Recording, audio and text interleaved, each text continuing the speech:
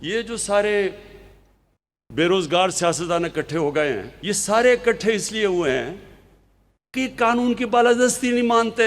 ये कह रहे हैं असल में कि हम कानून से ऊपर हैं, हम जवाबदेह नहीं हैं, हमें कोई हाथ ना लगाए, अगर कोई हाथ लगाएगा तो जनाब ये कार्रवाई होगी। वज़ीर आज़म ने अपोजिशन को बाउंसर्स पर रख लिया। कहते हैं खुद लंदन में बैठकर कहते हैं कारकुन बाहर निकलें, तमाम बेरोजगार सियासतदान इकट्ठे हो गए हैं, ये खुद को कानून से ऊपर समझते हैं। 30 फैक्ट्रियां बना चुके हैं मगर कहते हैं कोई न पूछे। सड़कों पर निकल कर इमरान खान को नहीं कर सकते, जितने मर्जी जल से कर लो, कानून तो जाओगे।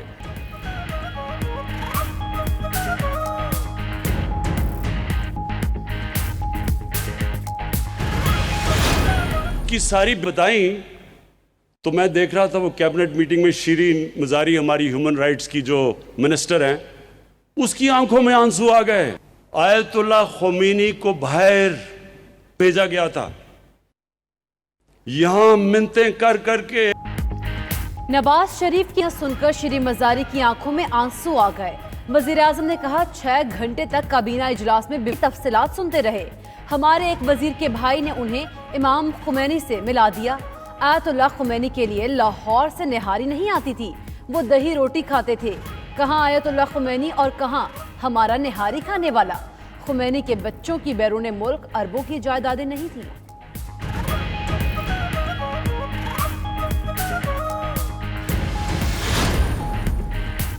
वज़ीर आज़म ने कहा पाक फौज की वजह से आज हम महफूज हैं। हर जगह फौज हुकूमत के साथ खड़ी है, हर मामले में फौज ने मदद की। पाक फौज ने ही कराची को बचाया। जनरल ज़हीरुल इस्लाम ने इस्तीफा इसलिए मांगा क्योंकि उन्हें पता था पैसा किया गया।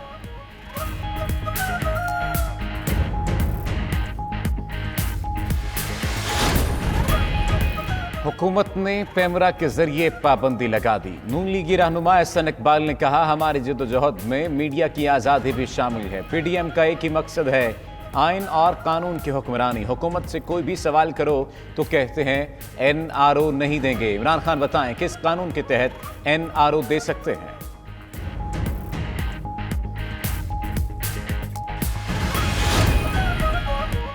पीटीए ने पाकिस्तान में टिकटॉक ऐप कर दी। तर्जुमान पीटीए का कहना है गैर मवाद शेयर करने पर पाबंदी लगाई गई। अवामी शिकायत पर टिकटॉक को नोटिस जारी करके जवाब मांगा गया था। पीटीए ने टिकटॉक इंतजामिया को मुतालिक आगाह कर दिया। ताहम ये भी कहा गैर मवाद हटाने पर पाबंदी हटाई जा सकती है।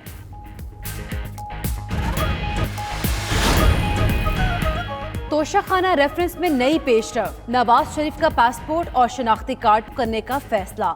नैब ने नवाज शरीफ का पासपोर्ट और शनाख्ती कार्ड करने के लिए वजारत दाखिला को खत लिख दिया। नैब के मुताबिक नवाज शरीफ तोशाखाना रेफरेंस में इस्म है।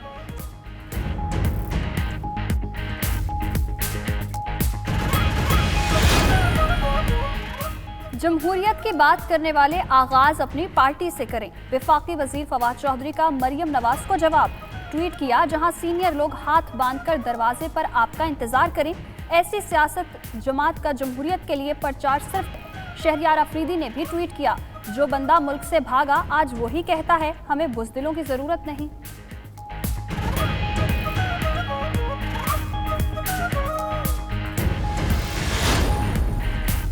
अपोजिशन का इत्तेहाद फिर रेत की दीवार साबित होगा। वजीर कानून पंजाब राजा बशारत ने कहा अपोजिशन मुतल्लिका डीसी से कानून के मुताबिक इजाजत ले। लाहौर में नाकाम स्ट्रीट पावर शो करके शौक पूरा कर लिया। जितनी स्ट्रीट पावर तहरीक इंसाफ के पास है इतनी किसी के पास नहीं। 2 साल से नए पाकिस्तान का चल रहा है। नैब के जरिए सियासी इंजीनियरिंग की जा रही है। पीपल्स पार्टी की रहनुमा नफीसा शाह ने कहा हुक्मरानों की हर पॉलिसी मुल्क है। अब न्यूयॉर्क का रूजवेल्ट होटल भी बेचने जा रहे हैं। सूबाई वज़रा सईद गनी और नासिर हुसैन का जिना ग्राउंड का दौरा 18 अक्टूबर के जलसे के लिए इंतजामात का जायजा लिया।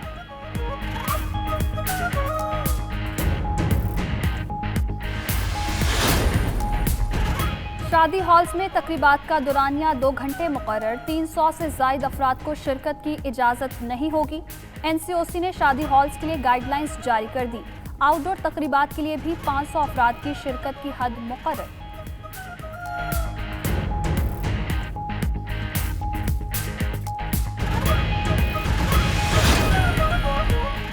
रुपए की कद्र गिरने से कर्जों पर तारीख की बुलंद तरीन सतह पर पहुंच गया। सिर्फ एक साल में कर्जों में 400 अरब का इजाफा।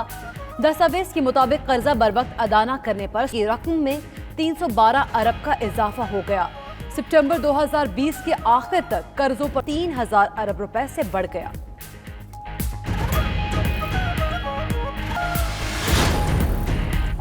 न्यूयॉर्क में पीआईए की मिल्कियत रूजवेल्ट होटल 31 अक्टूबर से हमेशा के लिए बंद करने का ऐलान। पीआईए ज़राए के मुताबिक होटल की सर्विस बंद करने का फैसला किया है।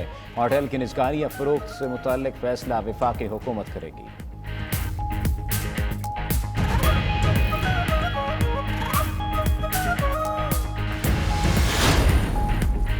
नेशनल टी20 में नॉर्दर्न का सेंट्रल पंजाब को 166 रन का हदफ।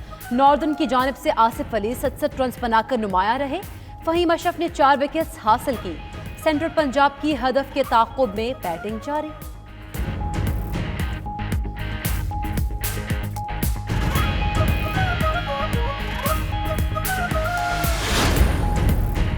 और अदाकारा महविश हयात और डिजाइनर हसन शहरियार का एजाज।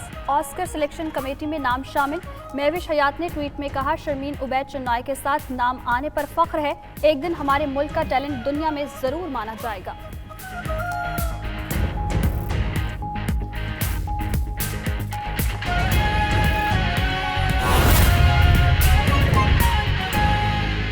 बिस्मिल्लाहिर्रहमानिर्रहीम।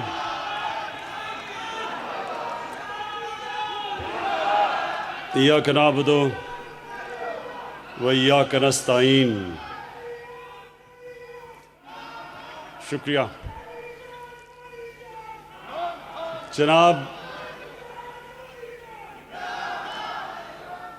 जनाब अली ज़फ़र साहब और ILF के सारे पाकिस्तान से जो मेरे तहरीक इंसाफ के वकील आए हुए हैं, मैं आप सबको खुशामदीद कहता हूँ और इस शानदार इस्तकबाल का आपका शुक्रिया अदा करता हूँ।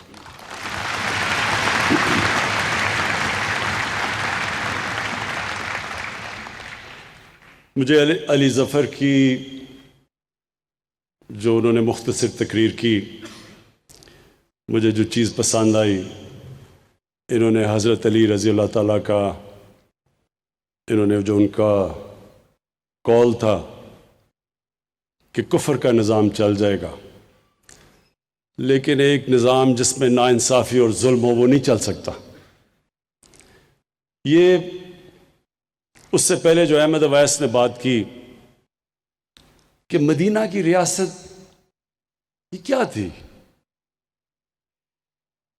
कि मैंने जान के इलेक्शन से पहले मदीना की रियासत की बात नहीं की,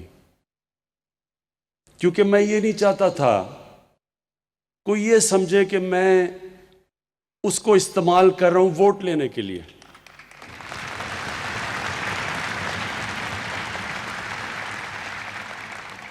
लेकिन जब हमारी गवर्नमेंट आई तो मैं हर वक्त लोगों को बताता हूं कि जब तक हम उस विजन की तरफ नहीं जाएंगे, वो जो नजरिया था पाकिस्तान का, जो कायदे आजम ने बार बार उन्होंने कहा, उनसे जब पूछा कि पाकिस्तान की कॉन्स्टिट्यूशन क्या होगी, उन्होंने कहा हमारी कॉन्स्टिट्यूशन 1400 साल पहले बन गई थी।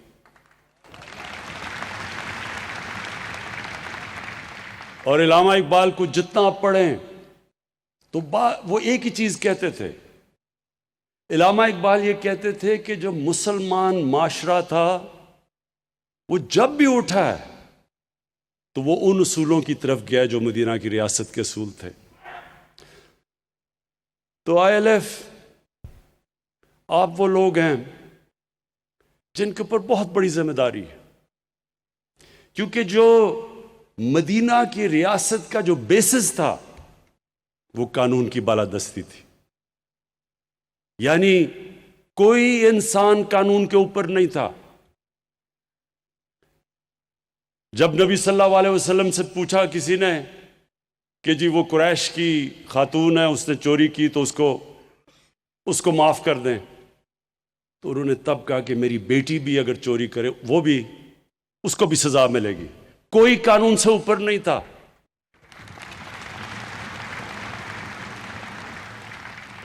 ये याद रखें, ये एक सिविलाइज्ड सोसाइटी का बुनियाद है कानून की बालादस्ती।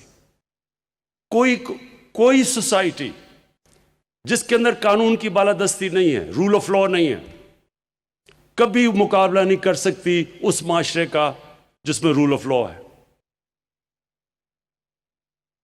मुसलमानों से पहले रोमन्स दुनिया की सुपर पावर थे।